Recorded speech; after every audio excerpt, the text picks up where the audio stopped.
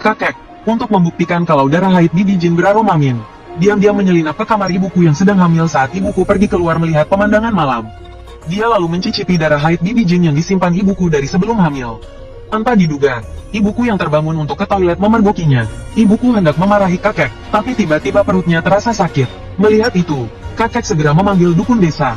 Tapi tak disangka, begitu dukun masuk ke rumah, hujan badai yang belum pernah terjadi selama 100 tahun tiba-tiba turun.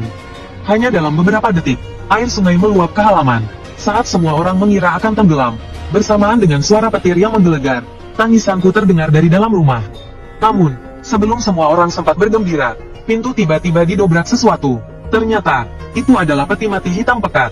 Saat semua orang menatap peti mati itu dengan bingung, kakek tiba-tiba tersenyum. Dia bilang, "Ini adalah hadiah dari Dewa Air. Kelak, aku pasti akan menjadi orang kaya." Setelah itu, dia menarik peti mati itu ke dalam kamar. Begitulah sampai aku berusia 5 tahun.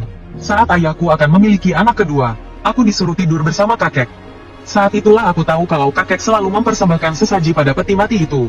Dan beberapa hari setelah aku pindah, dia membujukku dengan permen untuk menikahi peti mati itu dengan kain merah. Aku menikah dengan peti mati itu. Selain itu, kakek juga mengajariku ilmu Feng Shui dari buku-buku kuno. Aku mempelajarinya selama 10 tahun. Di usiaku yang ke-15, kakek akhirnya meninggal. Sebelum meninggal, dia memberiku 2 pesan penting.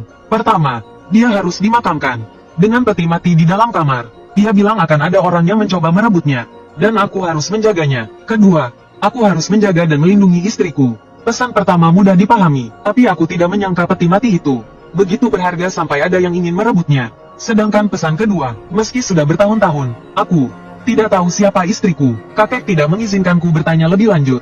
Dia terus memegang tanganku dan memintaku untuk mengingatnya. Melihatnya begitu emosional, aku segera mengangguk. Saat aku mengangguk, kakek akhirnya menutup matanya. Ayahku orang yang jujur dan berbakti. Setelah aku menyampaikan pesan kakek, dia setuju. Bersama paman, kami membuka peti mati itu. Sebelum membukanya, kami sudah bersiap. Lagi pula, sejak peti mati itu masuk ke rumah, kami tahu isinya bukan kosong. Jadi, ayahku sudah menyiapkan peti mati baru untuk tulang belulang di dalamnya. Namun, saat peti mati dibuka, semua orang terkejut. Di dalamnya bukan tulang belulang, melainkan mayat perempuan yang awet. Mayatnya tidak hanya tidak membusuk, tapi juga sangat cantik. Saat aku memeriksanya, aroma aneh keluar dari peti mati. Tak lama kemudian, seluruh desa dipenuhi aroma ini. Wajahku langsung berubah, karena ini adalah aroma mayat. Buku kuno kakek menjelaskan tentang aroma mayat dengan detail. Aroma mayat tercium hingga 100 li. Para siluman dan hantu berebut, 1000 mayat menyembah. Saat itulah aku mengerti 2 pesan kakek. Pesan kedua adalah yang paling sulit. Aku tidak berani menyembunyikannya lagi. Aku menceritakan semua yang diam-diam dilakukan kakek selama ini. Setelah mendengar itu, ayah tak tahan lagi dan menendang peti mati kakek 2 kali dengan marah. Setelah mendengar itu, ayah tak dapat menahan amarahnya dan menendang peti mati kakek 2 kali. Setelah itu, aku memandang mayat perempuan yang terbaring di atas ranjang dengan perasaan campur aduk. Dalam situasi seperti ini, membakarnya adalah pilihan terbaik. Tapi setelah bertahun-tahun kakek terus-menerus menanamkan dan mencuci otakku, saat peti mati dibuka, hatiku terisi dengan perasaan yang tak terjelaskan. Tapi bahkan anak berusia 3 tahun pun tahu mayat tidak bisa dijadikan istri. Aku menggertakkan gigi dan mengeraskan hati, berniat untuk membuang dan membakar mayat perempuan itu selagi kakek dimakamkan. Tapi tiba-tiba aku teringat perkataan kakek. Aroma mayat adalah aroma pil keabadian. Artinya, di dalam tubuh mayat perempuan itu telah terbentuk pil keabadian. Mungkin memiliki latar belakang yang besar dan tidak boleh dibakar. Kakek bilang akan ada orang yang datang untuk merebut peti mati. Belum tentu hari ini. Jadi aku memindahkan mayat perempuan itu ke rumah tua di puncak bukit. Lalu aku menaburkan abu tumbuhan di samping ranjang untuk menutupi aroma mayat. Setelah selesai, aku berjalan menuju pintu untuk pergi. Tiba-tiba, terdengar suara gedebuk dari belakang. Aku menoleh dengan kaget dan melihat sebuah buku kuno terjatuh di samping ranjang. Sepertinya jatuh dari tubuh mayat perempuan itu. Aku tersentak dan segera berjalan ke ranjang untuk mengambil buku itu. Tak berani melihatnya, aku menutup mata dan menyisipkannya kembali di bawah pinggang mayat perempuan itu, lalu berbalik pergi. Setelah mengunci pintu, aku mengendus udara. Berkat abu tumbuhan, aroma mayat sudah jauh berkurang. Angin di gunung kencang. Mungkin tak lama lagi, aroma ini akan terbawa angin. Kalau tidak hilang juga, aku tak bisa berbuat apa-apa. Siapapun yang mau, silakan ambil mayat itu. Itulah sebabnya aku memindahkannya ke sini. Soal pesan kakek, aku tak sanggup menjaga perempuan itu. Sesampainya di rumah, aku berbohong dan mengatakan setelah urusan pemakaman kakek selesai, semuanya akan baik-baik saja. 3 hari kemudian, seperti yang kakek inginkan, Beliau dimakamkan di dalam peti mati tua itu. Tidak ada orang yang datang untuk merebut peti mati. Melihat para pelayat mulai pergi, aku diam-diam merasa lega. Hatiku kembali teringat pada mayat perempuan itu. Tengah malam, aku tak tahan lagi, dan diam-diam membawa pedang uang dan pedang kayu persik ke rumah tua. Namun, saat itu, sekelompok orang datang dari jalan setapak menuruni gunung. Sepertinya mereka menuju ke rumah tua keluargaku. Aku segera berjongkok dan bersembunyi di balik pematang sawah. Tak lama kemudian, rombongan itu sampai di depan rumah tua. Setelah ku perhatikan dengan seksama, aku tersentak kaget. Mereka bukan manusia, melainkan sekelompok boneka kertas berwarna merah dan hijau dengan wajah kaku. Setelah boneka kertas itu mendekat, aku baru menyadari, 4 boneka di belakang sedang mengusung tandu kecil. Saat aku sedang bingung, tirai tandu terangkat, dan seekor musang melompat turun. Kalau musang biasa, aku bisa melemparinya dengan batu. Tapi musang yang turun dari tandu itu tampak seperti manusia, mengenakan pakaian merah menyala dengan bunga merah di dadanya. Melihat ini, aku mengerti. Makhluk ini mengincar mayat perempuan itu. Niatnya sudah jelas. Melihat kedua kakinya yang terkatup rapat karena gembira, aku menjadi marah. Barang yang tak kuinginkan tak boleh jatuh ke tangan makhluk ini. Saat aku mencari batu, makhluk itu berjalan ke pintu, dan membungkuk dengan kedua cakarnya menghadap ke dalam. Ia berkata dengan suara manusia yang cabul. Suamimu datang menjemputmu pulang ke gunung. Mendengar ia bisa bicara, aku sampai menjatuhkan batu yang kugenggam karena terkejut. Saat aku ragu, musang itu, dengan dada berbulu putihnya, melangkah ke pintu dengan tidak sabar. Melihat tingkahnya yang sok, aku hanya terbayang wajah wanita itu. Makhluk ini tak peduli hidup atau mati. Kalau jatuh ke tangannya, pasti akan dinodai. Memikirkan itu, aku mengambil batu lagi dan melemparnya. Makhluk itu baru saja akan masuk, dan bagian belakang kepalanya terkena lemparan. Terpental dan jatuh tersungkur ke tanah. Setelah bangun, ia melotot dengan mata hijau bercahaya penuh amarah dan berkata, "Bocah, kau tak tahu siapa aku? Di radius 100 mil ini, siapa yang tak kenal kakek Huang ke-9? Berani merusak urusanku, ku bunuh kau." Pantas saja ia makhluk jadi-jadian. Dilempar begitu pun tak, menghadapi musang yang garang. Aku juga jadi marah. Ku langsung mencabut pedang koin dari ikat pinggangku. Tanpa basa-basi, aku mengejar dan menebasnya. Namun, saat aku hendak menerjangnya, cahaya hijau di mata kecil kakek Huang ke-9 berkilat. Aku tiba-tiba merasa pusing dan linglung. 8 boneka kertas merah hijau, yang berdiri di belakangku berbalik dengan kaku. Mereka mengangkat tangan dan mengepungku. Hatiku berdebar. Firasat buruk. Musang lihai menipu pikiran. Sekarang kondisiku jelas terkena sihirnya. Saat aku hampir kehilangan kesadaran, dengan sisa kesadaran, aku menggigit ujung lidahku 6 kali. Aku langsung tersadar. Aku segera mengayunkan pedang koin di tanganku. Satu ayunan, menghancurkan 8 boneka kertas itu. Asap hitam mengepul dari lubang-lubang. Beberapa musang kecil seukuran telapak tangan, melarikan diri dengan panik dari boneka kertas. Kakek Huang ke-9 panik melihatku begitu berani. Ia langsung berbalik dan menyemburkan asap kuning dari matanya. Mataku berair dan aku muntah-muntah karena asap itu. Sambil mengipas-ngipas, aku mundur. Kakek Huang ke-9 memanfaatkan kesempatan itu untuk melarikan diri ke tempat yang lebih tinggi bersama anak buahnya dan berkata dengan galak, "Bocah, kau tamat, bahkan dewa pun tak bisa menyelamatkanmu." Ku terlalu pusing karena asap untuk membalasnya. Saat aku pulih, kakek Huang ke-9 dan anak buahnya sudah lari ke gunung. Setelah itu aku masuk ke dalam rumah lagi. Melihat dia masih ada, aku tidak tahu harus senang atau kesal. Aku memarahinya, "Kamu ini pembawa sial." Hampir saja aku mati karena musang kuning itu. Tapi aku juga khawatir kalau Tuan Huang Jiu akan kembali. Jadi aku langsung tidur di samping peti mati. Setelah berbaring, pikiranku mulai melantur. Tanpa sadar, aroma dupa dalam rumah semakin kuat. Ketika aku merasa ada yang tidak beres dan ingin bangun, aku terkejut mendapati tubuhku tidak bisa bergerak. Aroma dupa semakin kuat, dan perutku terasa seperti terbakar. Yang lebih parah lagi, sampingku kosong. Sepertinya wanita itu bangun dari peti mati. Sebesar apapun keberanianku, saat ini aku takut. Dalam hati aku menyesal. Kenapa aku harus tidur di samping dia? Kalau wanita ini jadi bangkit, dia pasti akan menyerap energiku. Benar saja, apa yang aku takutkan terjadi. Baru saja aku berpikir begitu, aku merasakan ada wajah mendekati leherku. Mulutku juga tertutup sesuatu yang dingin dan lembut. Sayangnya, hanya beberapa detik sebelum bibir dingin itu menjauh. Dengan suara gemerisik, wanita di peti mati itu sepertinya berbaring kembali. Apakah dia tidak menggigitku karena kita sudah melakukan ritual pernikahan? Apakah dia juga menginginkan seorang pria? Aku memikirkan hal-hal yang tidak masuk akal, dan pikiranku semakin berat. Tanpa sadar, aku tertidur. Keesokan paginya, aku tiba-tiba terbangun. Setelah menarik napas dalam-dalam beberapa kali, hal pertama yang kulakukan adalah melihat wanita di peti mati itu. Dia masih berbaring di peti mati, sepertinya tidak bergerak. Setelah ragu sejenak, aku merasa perlu memastikan apakah dia masih berdetak jantungnya atau tidak. Melewati bajunya, Tubuhnya terasa agak dingin, tetapi lembut. Setelah 15 menit, aku yakin dia memang tidak berdetak jantungnya. Aku baru menarik tanganku dengan rasa enggan, merasa telah melakukan sesuatu yang buruk. Aku tidak berani berlama-lama. Sebelum pergi, aku teringat buku di bawah tubuhnya. Jadi aku mencari alasan dan menjelaskan. Aku tidak sengaja menyentuhmu, tapi jika aku tidak mencari tahu, aku takut aku akan membakarmu. Sekarang aku perlu mengambil sesuatu. Sambil berbicara, aku meraba di bawah tubuhnya. Setelah mengambil buku itu, aku baru saja keluar dari rumah tua. Ketika aku melihat seekor musang kuning kecil terus mengikutiku, aku berpura-pura tidak melihatnya dan kembali ke rumah. Ketika aku membuka halaman pertama buku itu, aku langsung terkejut. Buku ini ternyata adalah jilid kedua dari buku yang dipegang kakekku. Setelah terkejut, aku merasa sangat bingung. Mungkinkah kakekku ada hubungannya dengan peti mati itu? Atau mungkinkah kakekku yang menyembunyikan buku ini di dalamnya? Tetapi setelah membaca seluruh buku, aku menyimpulkan bahwa kakekku tidak mungkin menyembunyikan buku ini, karena jilid kedua ini menjelaskan tentang metode kultivasi energi. Hanya ketika seseorang memiliki energi dalam tubuhnya, isi dari jilid pertama, baru bisa digunakan. Kakekku adalah seorang ahli Feng Shui yang setengah matang sepanjang hidupnya. Itu karena dia kekurangan energi ini dalam tubuhnya. Dengan obsesinya terhadap jilid pertama, jika dia memiliki jilid kedua, dia tidak mungkin menyembunyikannya. Tapi aku masih belum mengerti apa yang terjadi.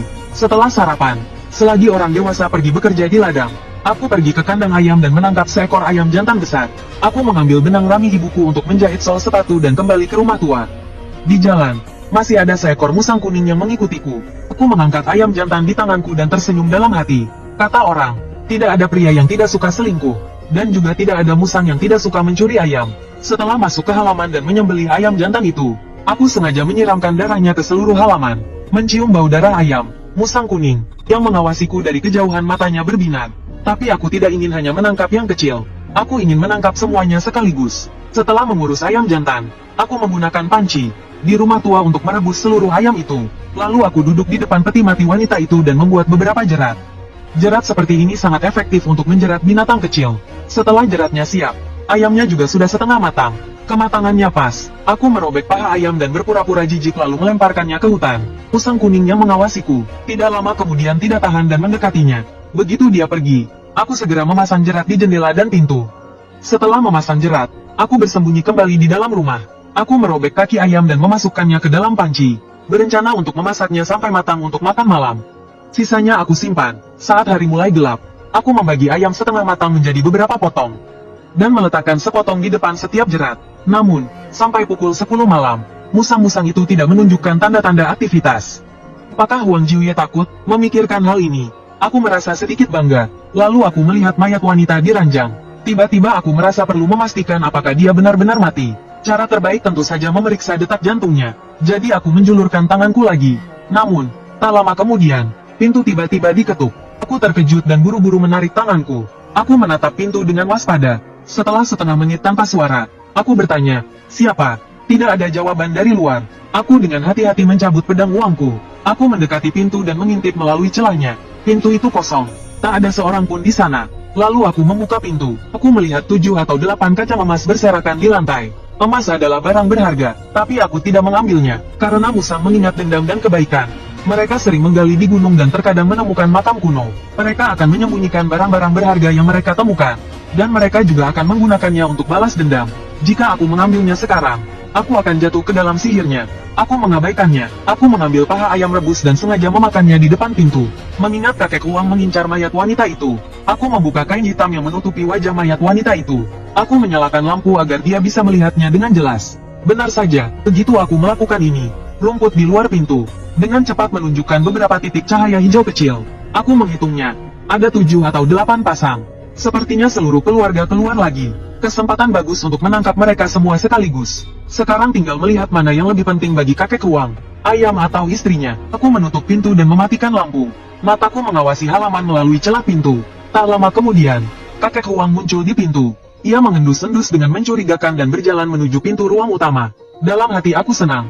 Berpikir musang tetaplah musang. Lihat makanan langsung melupakan istrinya. Namun, tepat ketika aku mengira dia akan terjebak, kakek uang berhenti dan melambaikan cakarnya. Musang kecil di belakangnya segera melompat keluar sebagai pion. Setelah musang kecil itu datang, matanya menatap ayam itu. Setelah mengamati sekeliling, dengan lincah, ia melompat ke pintu dan jendela. 2 di antaranya langsung terjerat-jerat begitu mereka mendekat. Saat mereka meronta, Jerat itu semakin kencang, membuat mereka berputar-putar panik. Beberapa lainnya, karena panik, juga terjerat-jerat. Melihat itu, aku ingin maju untuk membereskan mereka. Tetapi, aku melihat kakek Huang tidak panik sama sekali. Dia berjalan ke pintu dan menyemburkan kabut hijau melalui celahnya. Untungnya, aku bereaksi cepat dan segera mundur. Tapi aku masih menghirup sebagian. Seketika aku merasa pusing dan penglihatanku menjadi merah darah. Dan aku melihat banyak bayangan hantu yang mengancam. Kakek Huang di luar pintu tertawa mengejek. Dia mendorong pintu hingga terbuka sedikit dan masuk dengan wujud manusia. Namun, saat itu, aku merasakan kehangatan di perutku. Sebuah aliran energi mengalir ke seluruh tubuhku. Ilusi di depanku langsung menghilang. Ini ternyata energi Dao. Aku senang dalam hati. Tetapi tidak, menunjukkannya dan terus berpura-pura terpengaruh. Bocah, kau masih terlalu muda untuk melawan aku. Kakek Huang tertawa puas dan tidak menyelamatkan musang kecil itu. Sebaliknya, dia langsung melompat ke tempat tidur wanita itu. Lalu dia segera menutup matanya dan mulai menarik napas. Seiring dengan tarikan dan hembusannya, perut wanita itu naik turun. Aroma dupa memenuhi seluruh ruangan. Aku terkejut dalam hati. Sepertinya dupa ini benar-benar dupa pil. Pil dupa tak ternilai harganya bagi iblis dan monster. Sambil berpikir, aku mendekati tempat tidur dengan hati-hati. Sesekali aku mengerang dan merintih kesakitan. Kakek Huang mengira aku terkena sihirnya dan mengabaikanku. Ia segera tenggelam dalam kenikmatan menyerap aroma dupa. Aku melihat peluang dan menerkamnya. Satu tangan mencekik lehernya, tangan lainnya mencekik perutnya. Melihat seranganku berhasil, aku berteriak dengan gembira. Bajingan, mau lari kemana kau? Kakek Huang tersentak bangun, matanya yang kecil penuh kepanikan. Ia meronta-ronta hebat. Namun, kepanikannya segera berubah menjadi ketakutan. Matanya melotot. Aku pikir dia takut karena tertangkap dan tidak bisa melarikan diri. Tapi segera aku menyadari dia tidak melihatku, melainkan ke arah kepala wanita itu. Aku menoleh dan menyadari aku terlalu keras menerkamnya. Setengah tubuhku menindih wanita itu. Kain hitam yang menutupinya juga kusut, memperlihatkan wajahnya yang cantik. Saat aku terpana, dia tiba-tiba membuka matanya. Melihat itu, aku buru-buru melepaskan satu tanganku dan menarik kain hitam untuk menutupi wajahnya kembali. Kakek Huang seketika gemetar seluruh tubuhnya dan lupa meronta. Setelah aku menutupi wajah wanita itu, ia tergagap. Nah, jujurlah padaku, dari mana kau dapatkan wanita ini? Aku tidak menjawab, melainkan menyeretnya ke tunggul kayu di samping, lalu mengambil tongkat yang sudah kusiapkan. Kakek Huang panik melihat aku akan memukulnya sampai mati. Lepaskan aku bisa menyelamatkanmu. Kalau tidak, kau tidak akan bisa melawan wanita ini. Melihat ia masih mengancamku, aku langsung berteriak marah. Dia istriku, apa dia bisa membunuhku? Kakek Huang tertawa mengejek, bodoh tak tahu diri, 7 hari lagi, kau tamat. Tongkat yang kuangkat berhenti di udara. Melihat aku berhenti, kakek Huang buru-buru berkata, 7 hari lagi, pil dalam tubuhnya. Saat mengatakan itu, tatapan kakek Huang kembali dipenuhi ketakutan. Ia menatap tajam ke belakangku. Saking takutnya, ia tak bisa melanjutkan kata-katanya. Masih mau main trik di saat seperti ini? Aku tidak akan mentolerirnya. Kakek Huang memutar matanya dan mengembuskan napas terakhir. Aku menghela napas lega dan berdiri sambil memegang tongkat. Aku bersiap untuk memukul musang kuning kecil yang melompat di pintu sampai mati juga. Namun, saat aku berbalik, kakiku terasa berat seperti timah. Tongkatku jatuh ke tanah karena terkejut. Karena wanita di tempat tidur itu tiba-tiba duduk sendiri. Aku menarik napas dalam-dalam beberapa kali, berusaha menenangkan diri. Aku menatapnya selama lebih dari 10 menit. Melihat dia tidak bergerak lagi, aku berjalan mendekatinya dengan hati-hati, sambil bergumam, sayang, jangan takut, aku sedang mengurus musang kuning itu untukmu. Kalau bukan karena aku, kau mungkin sudah melahirkan anak musang kuning. Kita sudah menikah, kalau kau membunuhku, kau akan menjadi janda. Begitu aku selesai bicara, wanita itu tiba-tiba jatuh dan berbaring kembali di tempat tidur. Melihat itu, aku menghela nafas lega. Sepertinya mayat hidup juga takut menjadi janda. Tanpa diduga, napasku tersengal. Kakek Huang Jiu yang terbaring di tanah tiba-tiba bangkit dari bangku kayu. Dalam beberapa langkah, dia melesat ke pintu. Aku mengejarnya dengan marah. Kakek Huang Jiu berlari ke pintu utama dan menoleh ke arahku. Huan si kecil, akan tiba harimu untuk menangis. Kakek Huang Jiu mengancamku. Dia segera menghilang di antara ladang. Aku merasa kesal. Siluman tua ini benar-benar licik. Meskipun dia kabur, anak-anak dan cucunya masih terkurung. Aku kemudian menemukan kandang besi dan melemparkan semua musang kecil ke dalamnya. Setelah selesai, aku berteriak ke arah hutan yang sunyi. Jika kau tidak datang untuk menjelaskan malam ini, besok pagi aku akan mematahkan tulang anak-anak dan cucumu. Kakek Huang Jiu seharusnya belum pergi jauh. Dia pasti bisa mendengar teriakanku. Setelah semua keributan itu, sudah tengah malam. Aku kembali ke kamar dan melihat wanita di tempat tidur. Pandanganku tertuju pada perutnya yang tadi bergerak naik turun. Teringat tatapan khawatir ibuku. Aku tahu aku tidak bisa menunda ini lebih lama lagi. Tapi aku benar-benar tidak berani membakarnya sekarang. Setelah berpikir lama, Aku tidak menemukan solusi yang baik. Aku memutuskan untuk menunggu 7 hari untuk melihat apa yang akan terjadi. Aku menunggu semalaman, tapi kakek Huang Jiu tidak muncul.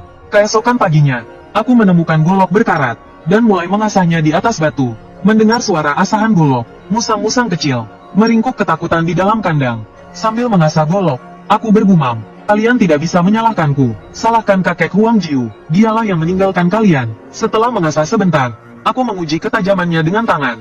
Aku mulai merasa cemas. Kenapa kakek Huang Jiu belum datang? Apa dia benar-benar tidak peduli dengan musang-musang kecil ini? Jika dia tidak muncul, aku tidak berani menyentuh musang-musang kecil ini. Kalau tidak, dendamnya akan semakin dalam.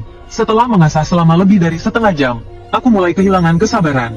Aku menatap musang-musang kecil di kandang dengan niat membunuh.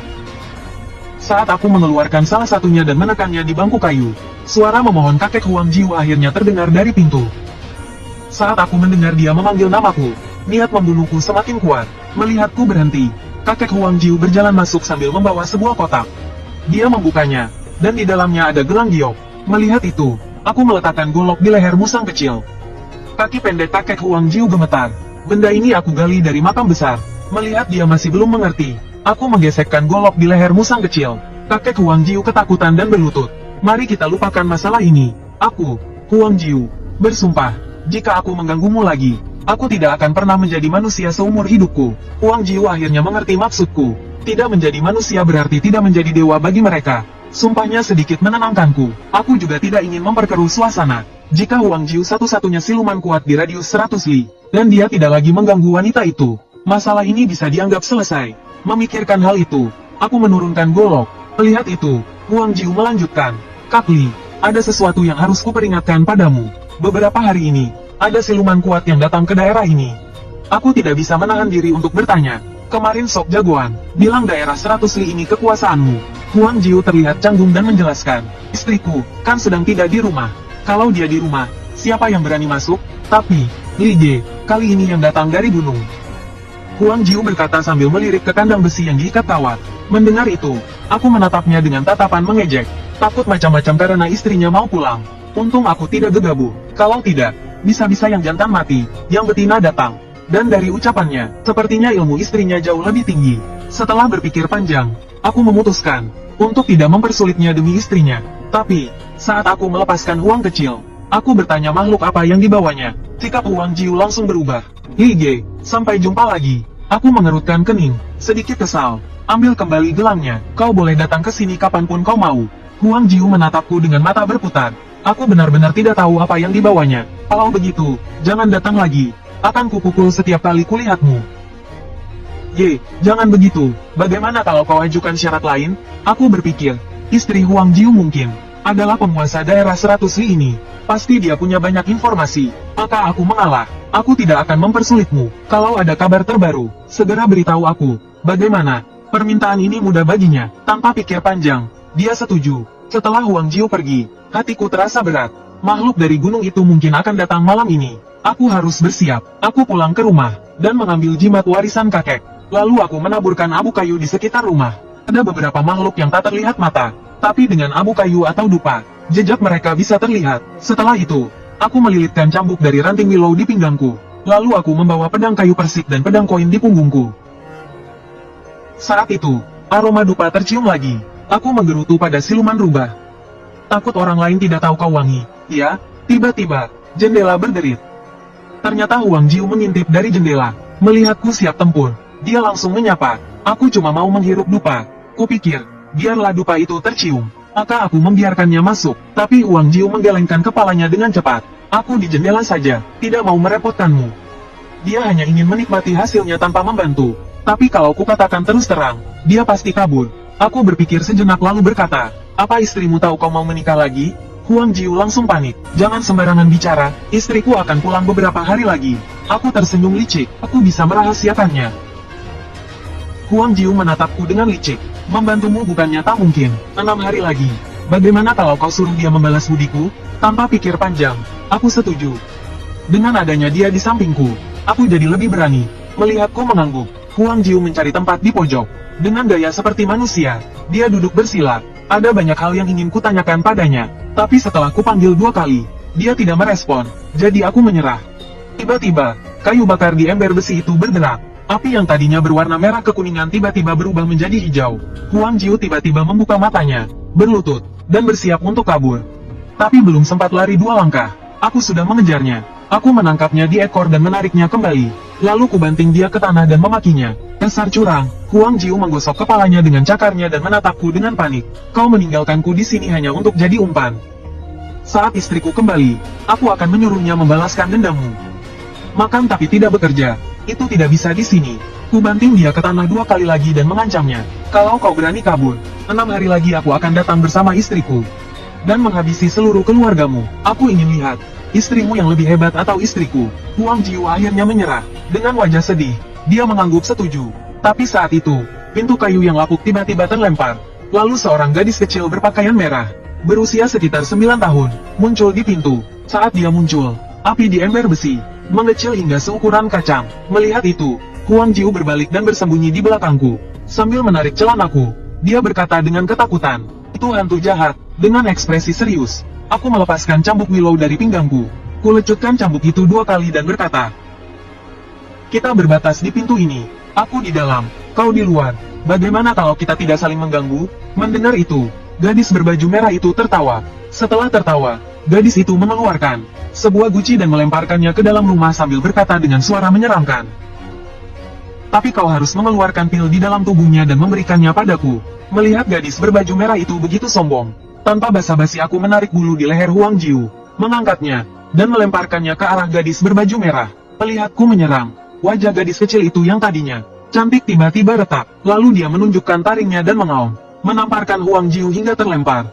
Huang Jiu menjerit kesakitan, terguling beberapa kali di tanah, kakinya bergerak-gerak, lalu mati. Makhluk ini sangat lemah. Saat aku sedang berpikir, gadis berbaju merah itu sudah melayang masuk. Dia menunjukkan kuku-kukunya yang tajam dan mencakar ke arah wajahku. Melihat itu, aku segera mundur dan mengeluarkan cambuk Willow dari pinggangku dan mencambuknya dengan keras. Gadis berbaju merah itu tidak menghindar. Dia mengangkat tangannya dan menangkap cambuk itu. Lalu dia menarikku ke arahnya. Melihat cambuk Willow tidak mempan, aku mengeluarkan pedang koin dari pinggangku dan menebaskannya ke lengannya. Tanpa disangka, lengannya sekeras besi. Saat pedang koin menebas lengannya, benang merahnya putus dan koin-koinnya berserakan di lantai. Namun, asap hitam keluar dari lengannya. Dia menjerit kesakitan dan mundur 2 langkah. Saat dia mundur, aku segera melangkah 2 langkah dan mengambil Huang Jiu dari lantai. "Kalau kau pura-pura mati lagi, aku akan melemparkanmu padanya." Aku menakuti Huang Jiu, dan dia akhirnya membuka matanya, menunjukkan matanya yang licik. Dia menarik celanaku dan melompat ke bahuku. "Ini hantu gunung yang ganas. Cepat keluarkan jimat andalanmu. Ranting dan daun kering ini tidak berguna." Mendengarnya berkata begitu, aku tak ragu lagi. Langsung kuambil 7 jimat kuning peninggalan kakek. Namun, sebelum aku sempat bertindak, gadis berbaju merah itu sudah menerjangku. Lalu, ia menamparkan dadaku. Aku terhempas seperti ditabrak dinding. Gadis berbaju merah itu mengejarku. Ia menerkam dan menggigit leherku. Bukankah ini hantu ganas? Kenapa dia malah menggigit leher seperti